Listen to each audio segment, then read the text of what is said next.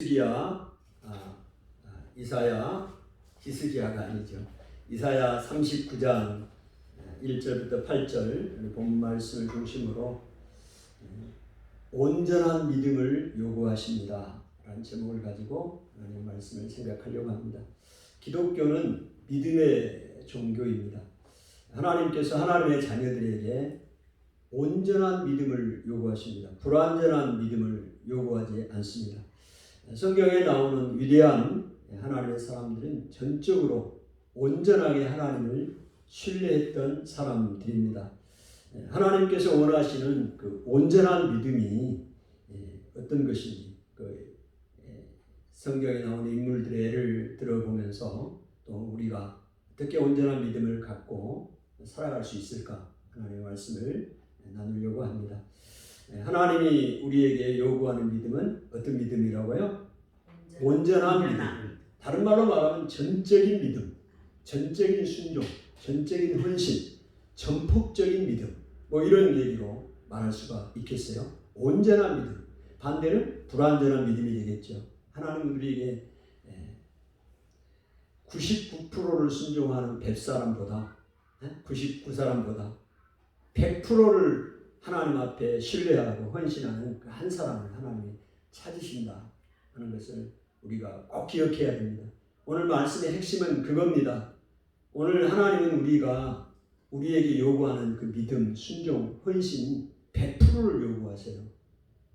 적당한 헌신은 늘 적당한 불신을 동반하게 됩니다. 우리 삶도 마찬가지. 우리 삶을 돌아보세요. 적당하게 헌신하고 그러면 적당한 불신이 항상 내게 있어요. 100%를 하나님 앞에 헌신해버리면 온전한 그 믿음이 우리 안에 생기는데 그렇게 하지 못할 때가 많다는 겁니다. 여러분이나 저나 오늘 말씀을 생각해 보면서 내 안에 온전한 그런 믿음 그렇게 생겼으면 좋겠고 또 그렇게 살았으면 좋겠습니다.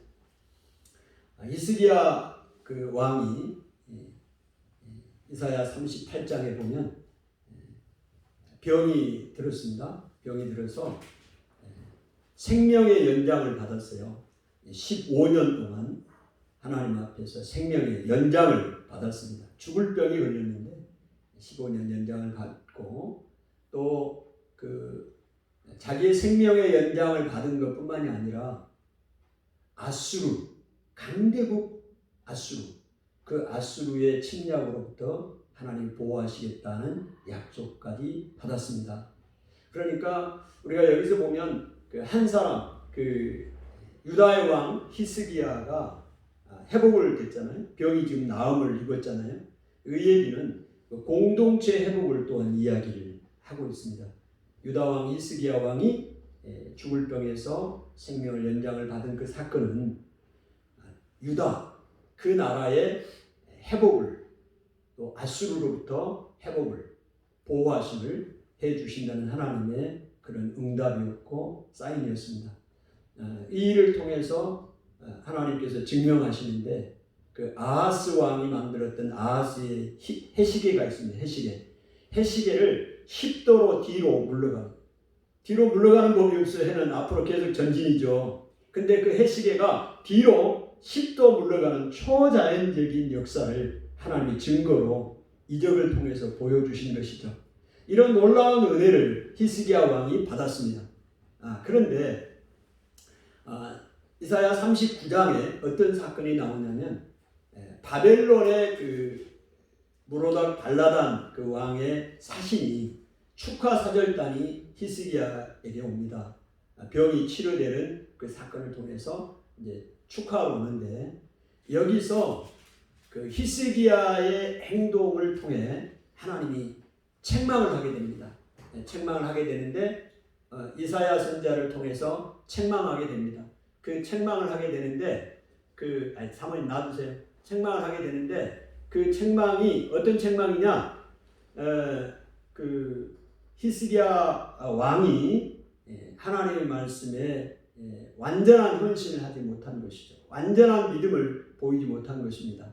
그러면 히스기야 왕이 그 사절단에게 어떻게 했는데 도대체 무슨 실수를 했길래 하나님으로부터 책망을 받았나 궁금하시죠?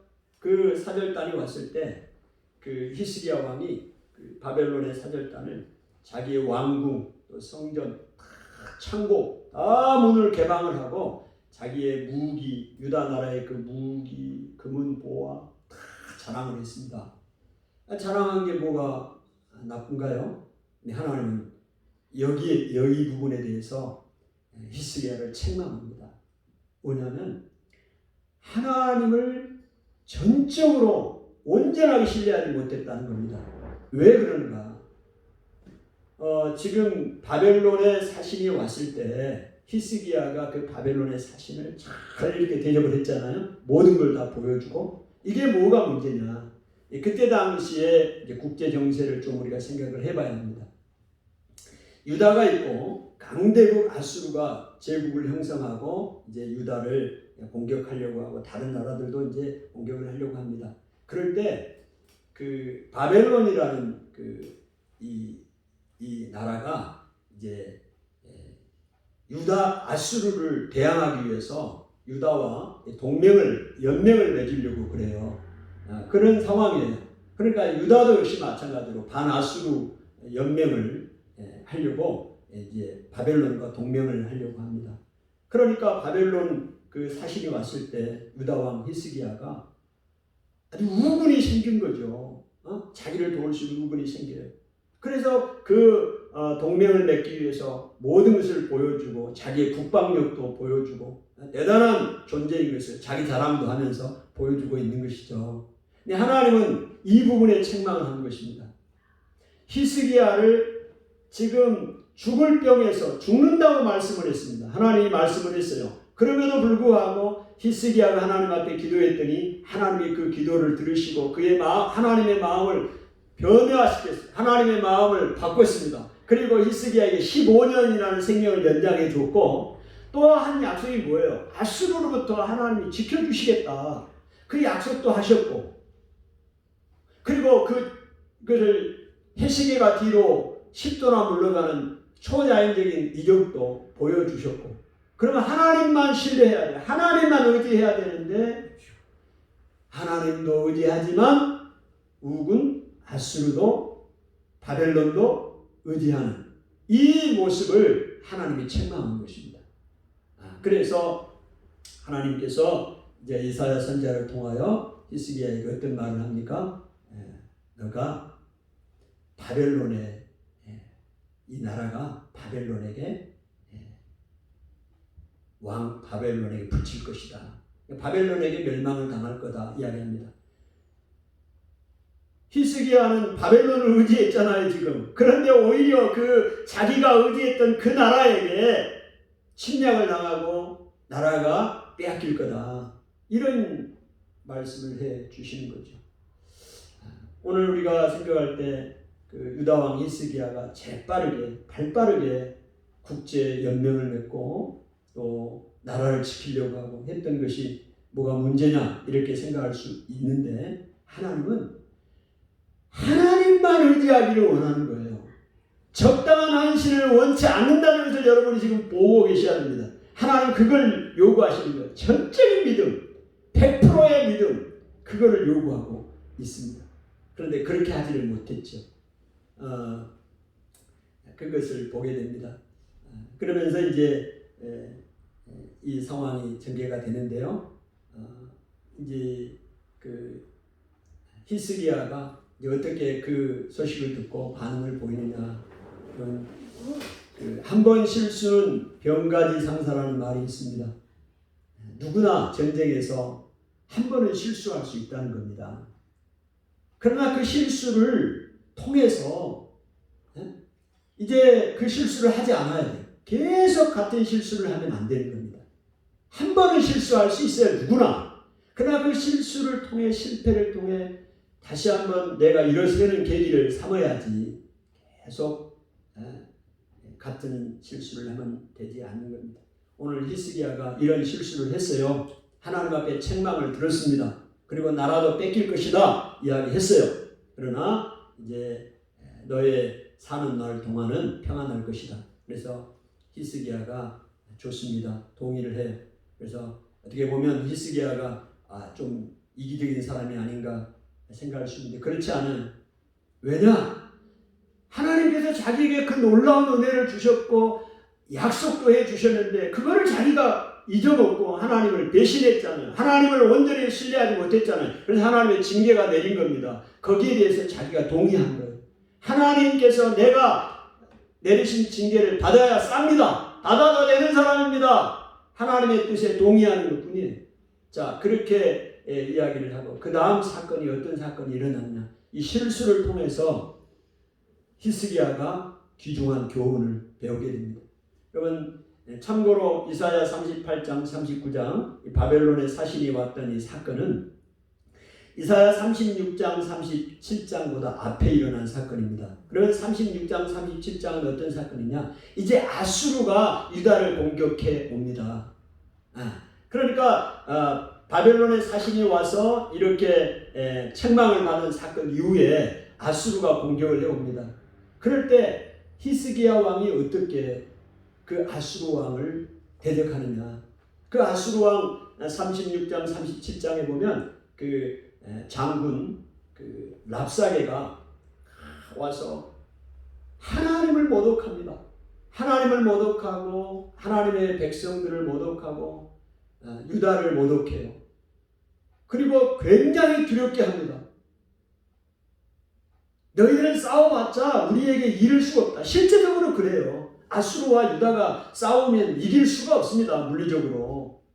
그런 상황이에요. 얼마나 두렵습니까? 심지어는 하나님의 이름까지 팔아요. 그들이. 야, 하나님이 너희들을 공격하라고 하지 않았으면 우리가 공격하러 왔겠니? 막 이렇게 조롱하는 거예요. 그런데 히스기야가 어떻게 하느냐.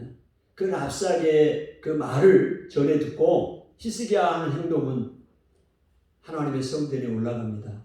그리고 이사야 선지자에게 사람을 보내서 하나님 앞에 기도해달라.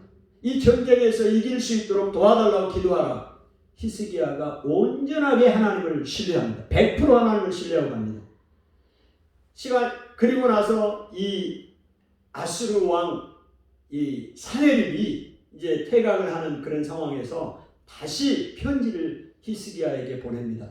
똑같은 하나님을 저주하고 멸시하고 두렵게 하는 그 편지를 보낼 때 히스기야가 그 편지를 받아보고 어떻게 하느냐. 이번에는 본인이 성전에 올라가서 이 편지를 앞에 놓고 하나님 앞에 간절히 기도합니다. 아멘. 여러분 여기서 히스기야의 온전하게 하나님을 신뢰했던 그의 실패와 또 성공을 통해서 배운 교훈을 가지고 이제 하나님을 온전히 신뢰했던 히스기야의 모습을 보게 됩니다. 그래서 하나님께서 결국은 그 유다를 아수르로부터 지켜주시잖아요. 아멘. 18만 5천 명 하루 저녁에 그들이 싸우지도 않았어요. 하나님이 다 제거해버렸어요. 야, 놀랍죠? 오늘 하나님을 이걸 뭐를 지금 우리에게 보여주시느냐. 오늘 우리에게 어떤 믿음을 요구하신다고요? 100% 온전한 믿음, 이걸 요구하신다. 적당한 헌신, 적당한 순종, 하나님 원치 않는다. 이거를 보여주고 있습니다. 여러분 그러면 어떻게 하면 우리가 이 온전한 믿음을 가질 수가 있을까요? 누구나 다 온전한 믿음, 100%의 헌신, 이런 믿음을 갖기를 원하잖아요. 근데 잘 안 되는 게 또한 사실이지 않습니까? 어떻게 하면 이 100%의 헌신, 온전한 믿음을 우리가 가질 수가 있을까요? 그것은요, 하나님의 말씀을 알아야 합니다. 하나님의 말씀을 알아야 돼요. 왜 하나님의 말씀을 알아야 되냐면, 오늘 우리가 이 믿음을 갖기 위해서는 하나님을 알아야 되잖아요. 하나님이 어떤 분인가를 알아야 되잖아요. 하나님이 어떤 분인가를 모르면 신뢰할 수가 없어요. 아무리 내가 신뢰하고 싶어도 100%의 믿음을 보이고 싶어도 안 되는 거예요. 하나님을 알아야 모르는데 어떻게 신뢰를 합니까? 그 하나님을 알 수 있는 방법이 뭐냐? 말씀이에요. 하나님의 말씀을 통해서 우리에게 하나님 자신을 계시해 주셨습니다. 나타내 주셨다는 겁니다. 그래서 하나님의 말씀을 우리가 알아야 됩니다. 하나님 말씀을 사모하고 묵상하는 것이 그래서 너무너무 중요한 거예요. 우리가 하나님 말씀을 아는다는 것이 얼마나 큰 축복인지 몰라요. 이사야 29장 10절에서 11절에 보니까 대저 여호와께서 깊이 잠들게 하는 영을 너희에게 부어주사, 깊이 잠들게 하는 영을 너희에게 부어주사 너희 눈을 감기셨으니 그가 선지자들과 너희의 지도자 선견자들을 덮으셨습니다. 그러므로 모든 계시가 너희에게는 봉한 책의 말과 말처럼 되었으니. 무슨 얘기인가요? 하나님께서요, 하나님의 말씀을, 계시를 봉한 책을 봉해버렸어요. 봉했으니까 볼 수가 없잖아요. 풀로 붙여버렸어요. 가방에 넣어버렸어요. 하나님의 말씀을. 그러니까 모든 사람들에게 눈에 감기게 됐어요. 눈이 감기게 됐어요. 예? 그래서 선지자들 또 선견자들에게도 덮어버렸어요. 그러니 하나님의 말씀을 알 수가 없습니다. 여러분, 우리가 하나님께서요, 오늘 우리가 하나님의 말씀을 이렇게 알고 깨닫는 것이 얼마나 큰 복인지 몰라요. 아멘? 누가복음 19장 26절에 보면 주인이 이르되 내가 너희에게 말하노라. 무릇 있는 자는 받겠고 없는 자는 그 있는 것까지 빼앗기리라. 여러분, 하나님의 말씀을 내가 소유하고 그 말씀대로 행하고 살아가면 하나님이 더 풍성하게 부어주시지만, 말씀을 소유하고도 그 말씀을 행하지 않고 잃어버리고 살면 있는 것까지도 뺏어가는 거예요. 오늘 우리에게 하나님의 말씀이 내게 깨달아지고 말씀이 있다는 것이 얼마나 큰 축복인지 몰라요. 나중에 이스라엘 백성들에게 하나님께서 다시 회복하실 때 이 봉한책을 열어주십니다. 오늘 우리가 하나님 앞에 이 하나님 말씀을 아는 것이 그만큼 축복이에요. 왜? 하나님의 말씀을 아는 것이 하나님을 아는 것이니까. 그래서 하나님을 신뢰할 수 있기 때문에 그렇다 이 말입니다. 아멘. 그래서 여러분들, 하나님 나에게 열린 눈을 주시고 깨닫게 하여 주옵소서. 주의 말씀은 내 발의 등이요 내 길의 빛이니이다. 시편 기자가 고백했던 것처럼 하나님의 말씀이 내 안에 깨달아진 것이 얼마나 큰 복이고 깨달아지니 복이다 이 말이에요. 그래야 그 말씀을 믿을 수가 있기 때문에 그렇습니다. 여러분, 어떤 우리가 말씀을 안다, 어떤 은혜가 있는가, 또 어떤 하나님을 우리가 알아야 우리가 온전하게 하나님을 신뢰하고 갈 수가 있느냐. 다 우리가 모든 하나님을 성품을 다 알아야겠지만 특별하게 그 중에 오늘 생각해 보고 싶은 하나님은 어떤 하나님을 우리가 알아야 온전한 믿음을 가지고 우리가 신뢰하고 나갈 수 있느냐. 전능하신 하나님이십니다. Almighty God, 전능하신 하나님. 전능하신 하나님을 알아야 돼. 근데 하나님께서 성경에 말씀을 통하여 하나님이 전능하신 하나님이라고 나타내십니다. 그러면 창세기 17장 1절에 보니까 아브라함이 99세 때에 여호와께서 아브라함에게 나타나서 그에게 이르시되 나는 전능한 하나님이라. 너는 내 앞에서 행하여 완전하라 하면서 아브라함이 99세가 되었습니다. 하나님께서 그 아브라함에게 나타나셔서 나는 전능한 하나님이라 Almighty God 소개합니다. 그러면서 내년에 너가 아들을 낳을 것이다 이야기를 합니다. 그리고 아브라함과 언약을 맺습니다. 그리고 모든 백성들에게 남자들에게 할례를 행하라고 말합니다. 그리고 너 이제 이름도 바꿔줘요. 이제부터는 너 이름 바꿔줍니다. 아브라함을 아브라함으로, 사례를 사라로, 열국의 아버지로, 어미로 이름을 바꿔줍니다. 아브라함이 처음에 하나님이 나타나셔서 12장 15장에 나타나셔서 아들을 준다고 할 때는 그 하늘의 별과 같이 많은 자손을 주신다고 할 때 아브라함이 믿었습니다. 그래서 의인으로 칭함을 받게 됐죠. 시간이 많이 지났습니다. 시간이 지나면서 아브라함도 믿음이 희미해졌어요. 99세가 됐습니다. 생물학적으로는 자녀를 낳을 수가 없는 그런 상황이 됐어요. 그래서 하나님이 그동안에 이야기할 때 우리 집에서 기른 있는 엘리에셀 다메섹 사람 엘리에셀 또 이스마엘이나 살기를 원합니다. 그렇게 이야기를 했잖아요. 하나님이 99세 때 다시 나타나서 나는 전능한 하나님이라고 말씀하시면서 이야기를 했어요. 근데 아브라함이 웃었어요. 사라도 웃었어요. 속으로. 그럴 때 하나님이 말씀합니다. 창세기 18장 14절에 여호와께 능하지 못한 일이 있겠느냐. 18장 14절에 이야기합니다. 오늘 아브라함이 이 말을 실제적으로는 믿지를 못했을지라도 그 하나님의 약속, 너에게 그 자손을 주겠다, 땅을 주겠다, 그 약속을 믿고 할례를 행합니다. 믿음을 보이는 거예요. 그 전능하신 하나님을 아브라함이 믿게 됩니다. 전능하신 하나님이라고 하나님이 아브라함에게 소개합니다. 창세기 35장에 가보니까 야곱이 외삼촌 집 밭담 아람에서 20년 동안 생활하다 돌아옵니다. 이제 세겜에 왔을 때 하나님께서 창세기 35장 11절에 하나님이 그에게 이르시되 나는 전능한 하나님이라. 생육하고 번성하라. 한 백성과 백성들의 총회가 내게서 나오고 왕들이 내 허리에서 나오리라. 야곱에게 전능한 하나님이라고 다시 소개합니다. 야곱이 모든 것이 불완전합니다. 지금 형 에서를 만났지만 이제 그 문제는 해결됐지만 이제 앞으로 어떻게 또 주변의 상황들 20년 만에 돌아왔기 때문에 힘들고 어려운 상황입니다.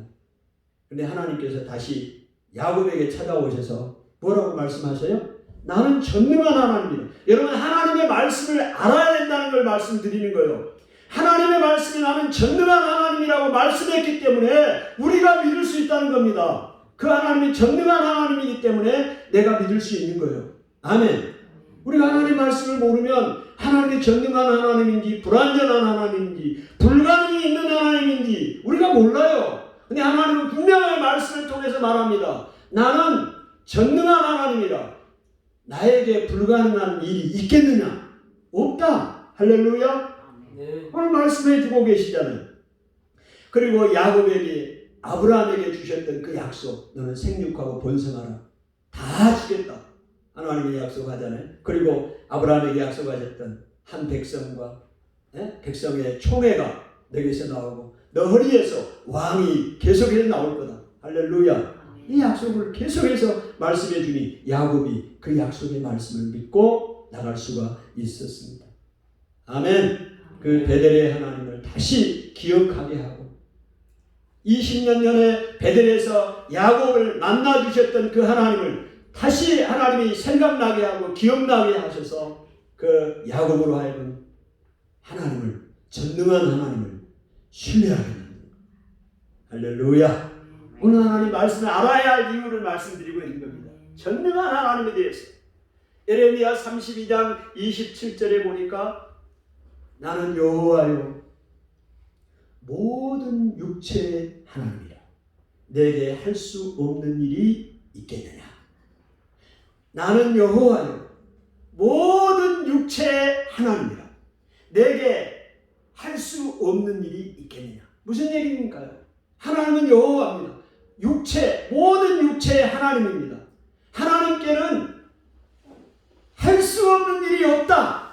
에레미야 32장 27절에 분명히 말씀합니다. 이때 상황이 어떤 상황이냐. 에레미야가 북쪽의 이스라엘을 마지막 왕들 시드기야 그 시대에 예언했던 선지자 아닙니까? 바벨론에 항복하라고 에레미야는 왕에게 이야기합니다. 근데 그 시드기야 왕은 절대 그걸 인정하지 않습니다.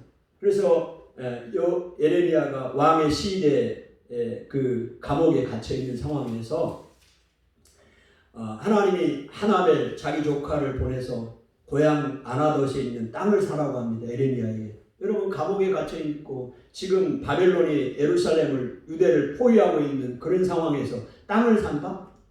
이거 웃긴 얘기죠. 땅을 산다는 이 얘기는 무슨 얘기냐면요. 그 상황에서 땅을 산다는 얘기는 유다가 회복이 돼서 그 전쟁에서 회복이 돼서 유다 사람들끼리 땅을 팔고 사는 매매하는 일이 일어날 거다. 회복을 상징해 주는 거예요. 근데 에레미야가 생각할 때 하나님 앞에 에레미야가 기도를 합니다. 하나님께서 땅을 사라고 말씀하셨고, 그런 이 얘기는 우리 유다가 다시 회복이 돼서 사람들이 땅을 사고 이렇게 평화로운 시대가 올 거라고 말씀을 하셨는데요. 지금 바벨론이 우리를 둘러싸고 있지 않습니까? 그런데 무슨 그 땅을 사라고 하십니까? 그렇게 에레미야가 하나님 앞에 기도를 드렸습니다. 그럴 때 하나님이 에레미야 32장 27절에 하신 말씀이 이 말씀이에요. 나는 여호와여 모든 육체의 하나님이라. 내게 할 수 없는 일이 있겠느냐. 유다를 바벨론에게 넘기는 분이 누구냐? 나다. 너의 나라를 바벨론에게 포로로 잡혀가고 속국을 만들어준 사람이 분이 나다. 하나님이라고 이야기합니다. 그러면서 다시 바벨론에서 회복하게 하시는 분도 나다. 할렐루야. 나는 여호와여 모든 육체의 하나님이라. 내게 할 수 없는 일이 있겠느냐. 아멘. 아멘. 여러분, 우리가 전적으로 하나님 앞에 100% 믿음을 가지고 100% 헌신하기가 어렵다 이 말입니다. 그런데 100% 헌신을 요구하시는 하나님은 우리에게. 그러면 그게 어떻게 가능하냐. 하나님을 알아야 된다 이 말이에요. 하나님을 알기 위해서는 하나님의 말씀을 알아야 된다 이 말입니다. 아멘. 그 중에서도 오늘 전능하신 하나님에 대해서 알아야 된다 이 말이요. 창세기 17장의 아브라함에게, 창세기 35장의 야곱에게 전능하신 하나님이라고 말씀하셨고, 에레미야 32장의 에레미야에게 나는 모든 육체의 하나님이라. 내게는 능하지 못한 일이 없는 하나님이라고 말씀하신 그 말씀을 우리가 믿을 때, 아멘, 하나님을 100% 신뢰하고 나갈 수가 있는 것입니다. 아멘. 여러분, 이 하나님을 또한 우리가 이 하나님을 알았다면 이제 어떻게 그 하나님을 신뢰하기 위해서는 하나님을 알아야 되고 그 말씀 알아야 되고, 그 다음에 두 번째로 알아야 할 것은 우리가 전적으로 하나님만 의지하고 기도해야 됩니다. 전적으로 하나님만 의지하고 뭘 해야 된다? 기도해야 됩니다. 기도할 때, 기도하고 의지하고 기도하고 나갈 때 100% 하나님 앞에 순종하고 나갈 수가 있어요. 전적으로 하나님을 신뢰하는 사람들 좀 보세요. 사무엘상 17장에 보면 소년 다윗이 나옵니다. 다윗이 17살 소년입니다. 그 블레셋과 이스라엘 전쟁할 때 골리앗, 그 블레셋의 그 장군 골리앗 장군과 싸웁니다. 그 골리앗이 하나님의 이름을 모욕합니다. 살아계신 하나님의 이름을 모욕해요. 그럴 때 그 소년, 양치기 소년 다윗이 어떻게 그 골리앗을 대항하는가를 보십시오. 사무엘상 17장 45절에 너는 칼과 창과 단창으로 내게 나아오거니와 나는 만군의 여호와의 이름 곧 너가 모욕하는 이스라엘의 군대의 하나님의 이름으로 너에게 나아가노라. 전적으로 하나님의 이름, 하나님의 능력을 의지하는 다윗의 모습을 봅니다. 너가 모욕하는 만군의 여호와 곧 이스라엘의 군대의 하나님의 이름으로 나는 너에게 간다. 너는 창과 칼과 단창으로 그 골리앗이 내게 나오지만 나는 여호와의 이름을 가지고 너에게 나아간다. 하나님을 전적으로 신뢰하는 거 아니냐. 아멘. 네. 여러분, 이런 분이 다윗이에요. 다니엘서에 보니까 다니엘 3장에 보면 다니엘의 세 친구가 나옵니다. 다니엘의 그 세 친구가 바벨론으로 포로로 끌려갔습니다. 근데 바벨론의 느부갓네살 왕이 큰 신상을 만들어 놓고 거기에 절하라고 합니다. 거기에 절하지 않는 사람은 풀무불에 집어넣겠다고 이야기를 합니다. 그럴 때 그 왕의 사신들이 이 다니엘의 세 친구를 높은 자리에 있는 이들을 모함하기 위해서 이제 그렇게 합니다. 근데 왕이 다시 한번 이들을 총회해서 너희가 절해라. 절하면 면해주겠다. 이렇게 이야기를 합니다. 다니엘은 거기 없어요. 다니엘의 세 친구입니다. 사드락, 메삭, 아벳느고. 이 세 친구가 어떻게 하나님 앞에 100%의 믿음을 드렸는가를 보십시오.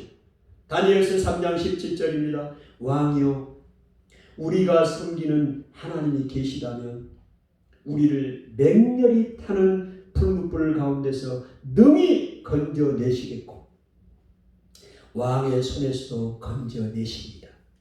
그렇게 하지 아니하실지라도 왕이여, 우리가 왕의 신들을 섬기기도 절하지도 아니할 줄을 아옵소서.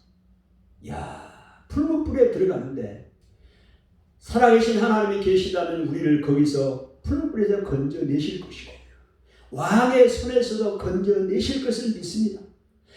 혹시 하나님이 그렇게 하시지 않을지라도 우리는 왕이 섬기는 그 신에게 절하지도 않을 것이고 섬기지도 아니할 줄을 아옵소서. 어떻게 이렇게 이야기할 수 있겠어요? 100% 하나님을 신뢰하는 사람 아닙니까? 하나님도 신뢰하고 왕도 그 느부갓네살 왕 신도 섬기는 게 아니에요. 100% 하나님 앞에 신뢰하는 거예요. 그럴 때 하나님이 그 풀무불 가운데서 머리털 하나 상하지 않고 건져주시죠. 할렐루야! 하나님을 전적으로 신뢰하고 기도하고 나가는 사람들에게 하나님의 역사가 일어난다, 이 말이에요. 여러분, 다니엘이 이제 메대왕 다리오가 그 신하들이 이 다니엘을 모함합니다. 그래서 30일 동안 조서를 만들어요. 30일 동안 왕 외에 다른 사람에게나 다른 신에게 절을 기도하는 사람이 있다면 그 사람은 사자굴에 집어넣도록 하십시다. 30일 동안 딱 왕이 사인을 했어요. 다니엘이 이 소식을 다 들었어요. 듣고 나서 어떻게 다니엘이 이 반응을 보였는가를 보십시오. 사자굴에 들어갑니다. 그럴 때 다니엘서 6장 10절에 다니엘이 이 조서에 왕의 도장이 찍힌 것을 알고도 자기 집에 돌아가서 윗방에 올라가 예루살렘을 향한 창문을 열고 전에 하던 대로 하루 3번씩 무릎을 꿇고 기도하니 그의 하나님께 감사하였더라. 죽으러 돌아가 기도하면 다니엘이 사자굴에 들어갑니다. 이거 도장이 이미 찍혔어요. 그걸 알아요. 알고도 집에 돌아가서 윗방에 올라가서 예루살렘, 지금 바벨론의 포로로 끌려갔으니까 예루살렘을 향한 창문을 열고 하루에 3번씩 예전에 했던 그대로 다니엘이 계속 그렇게 해왔어요. 그것을 모함하려고 왕의 신하들이 그렇게 조서를 꾸민 거예요. 다니엘을 감옥에 사자굴에 집어넣어서 죽게 하려고. 그걸 알고도 다니엘이 하나님만 의지하고 예전에 했던 방식대로 하나님 앞에 무릎을 꿇고 기도하고 그 하나님께 감사하였더라. 할렐루야. 여러분, 우리가 다니엘의 얘기는 너무 잘 알잖아요. 100% 하나님을 신뢰하고 기도하고 믿음으로 나갔기 때문에 하나님의 역사를 경험하게 된 것입니다. 아멘. 유다왕 아사왕이 그 구스의 100만 대군이 100만 명이 유다를 공격해 올 때 아사왕이 하나님 앞에 기도하잖아요. 역대하 14장 11절에 여호와여, 힘이 강한 자와 약한 자 사이에는 주밖에는 우리를 도와줄 자가 없사오니 주 여호와여, 우리를 도우소서. 우리가 주를 의지하며 주의 이름을 의탁하옵고 이 무리를 치러 왔나이다. 100% 하나님 앞에 헌신하고 나갑니다. 하나님만 의지하고 나가는 거예요. 다른 유다의 군사력이나 다른 동맹국 의지하지 않습니다. 힘이 강한 자와 약한 자 사이에는 주밖에는 우리를 도와줄 자가 없사오니 주 여호와여, 우리를 도우소서. 주의 이름을 의지하고 주를 의지하고 주의 이름을 의탁하고 우리가 이 무리를 치러 갑니다. 하나님 앞에 하나님만 의지하고 나갈 때 하나님이 그 100만 대군을 완전하게 승리하게 하셨잖아요. 여호사밧 왕은 그 모압 연합군이 공격해 올 때 역대하 20장 12절에 이렇게 이야기합니다. 우리를 치러 오는 이 큰 무리를 우리가 대적할 능력도 없고 어떻게 행할 줄도 알지 못하였고 오직 주만 바라보라이다 하고 모든 사람과 함께 하나님께 기도했습니다. 모든 사람과 함께 아내들, 어린이들, 할머니, 할아버지 모든 사람이 그 모압의 연합군의 그 전쟁을 앞에 놓고 하나님 앞에 기도했어요. 전적으로 하나님만 의지하고 나갔습니다. 그럴 때 하나님의 역사가 일어난 거예요. 아멘. 여러분, 여러분에게 당면한 문제가 무엇입니까? 여러분이 지금 당면한 문제가 무엇인가요? 온전하게 하나님만 의지하고 나가는 거예요. 하나님만 도움이고 하나님밖에는 도와줄 자가 없습니다. 그 믿음을 가지셔야 됩니다. 여러분, 여러분이 붙드는 하나님의 말씀이 계신가요? 지금 여러분의 그 당면한 문제를 해결하기 위해서 여러분이 지금 여러분 안에 하나님은 어떤 하나님을 붙들고 계시고 계신가요? 여러분, 그 하나님의 말씀이 여러분 안에 있어야 됩니다. 그 약속의 말씀을 붙들고 간절히 기도해야 됩니다. 아멘. 우리가 너무 잘 아는 말씀이죠. 마가복음 9장 22절에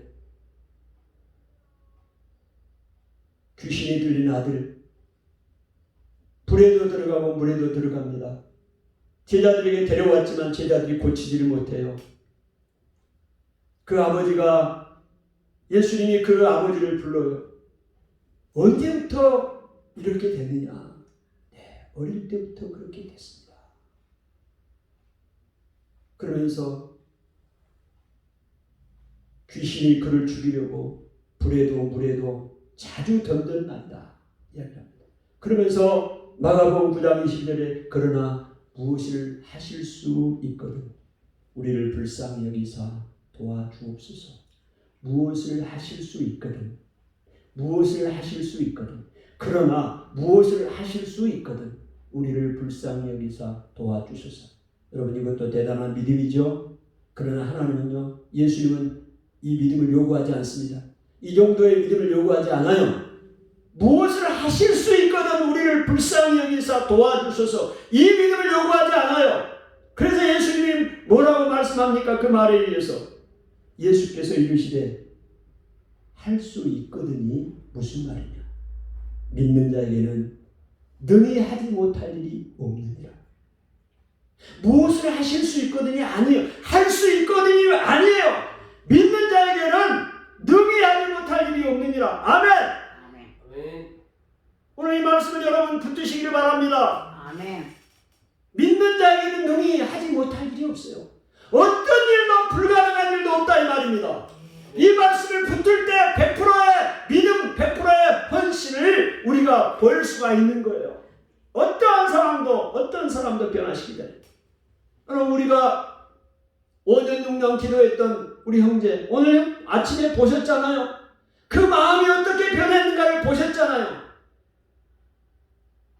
어머니를 교회까지 와서 데리고 갔던 사람이 지금 몇 주 지나서 우리 계속 기도했죠. 오늘 전화한 거 들으셨죠? 다 핸드폰 스피커폰으로 들었잖아요. 다음 주에 이런 상황이 되면 보내드리겠습니다. 완전히 100%의 다른 사람이 된 것을 보셨잖아요. 마치 거라사의 광인 수많은 군대 귀신이 그 안에 들어가 있던 무덤에서 옷 벗고 살았던 그 사람이 예수님을 만나고 귀신이 쫓겨나가니까 제정신이 돌아와 예수의 발 앞에 꿇어 앉았더라. 할렐루야. 할 수 있거든이 무슨 말이냐? 믿는 자에게는 능히 하지 못할 일이 없느니라. 예수님이 그 말씀을 하니까 그 아버지가 곧 그 아이 아버지가 소리를 질러 이르되 내가 믿나이다. 나의 믿음 없는 것을 도와주소서 하니라. 내가 아멘. 그 전능하신 하나님, 능치 못하신 하나님을 믿기를 바랍니다. 혹자는 이렇게 이야기합니다. 하나님이 다 내 상황을 알고 계시는데 내 경제적으로 어려운 거 알고 계시고 내 회사의 어려운 상황 알고 계시고 내 몸의 상황도 다 알고 계시는데 굳이 무슨 그렇게까지 하나님을 100% 전적으로 신뢰하고 기도해야 되나? 여러분 그 믿음도 소중합니다. 하나님이 내 상황을 알아서 다 해결해 주실 거라는 믿음도 소중합니다. 하나님이 말씀합니다. 그러나 에스겔 36장 37절 주 여호와께서 이와 같이 말씀하셨느니라. 그래도 이스라엘 족속이 이같이 자기들에게 이루어지기를 내게 구해야 할지니라. 아멘. 그래도 다 아셔요. 그래도 이스라엘 족속이 이같이 자기들에게 이루어지기를 내게 구하여야 할지니라. 아멘. 구해야 합니다. 구해야 합니다. 믿음을 가지고 전능하신 하나님, 그 하나님의 능력을 믿고 구해야 합니다. 여러분 기도의 필요성을 소홀히 한 사람들이 많아요. 강력하게 기도해야 됩니다. 오늘 우리가 매일 저녁마다 267일 우리가 기도하고 있어요. 오래돼서 이 기도하는 일은 하나님이 반드시 들으십니다. 우리가 믿음을 가지고 사용하고 기도하는 거예요. 할렐루야. 역사가 일어나게 되는 것입니다. 아멘. 여러분의 문제를 해결할 자는 오직 하나님밖에 없습니다. 굳게 믿고 기도할 때 믿음을 가지고 온전한 믿음을 가지고 나갈 때 하나님이 역사하신다는 사실을 꼭 기억하시고 하나님의 응답을 경험하는 삶이 되기를 축복합니다. 기도합니다. 하나님 아버지 은혜를 감사합니다. 하나님은 우리에게 온전한 믿음을 요구하십니다. 불완전한 믿음, 불완전한 순종은 늘 우리에게 불완전한 또 복종들 하나님 주여 불신앙을 동반하게 됩니다.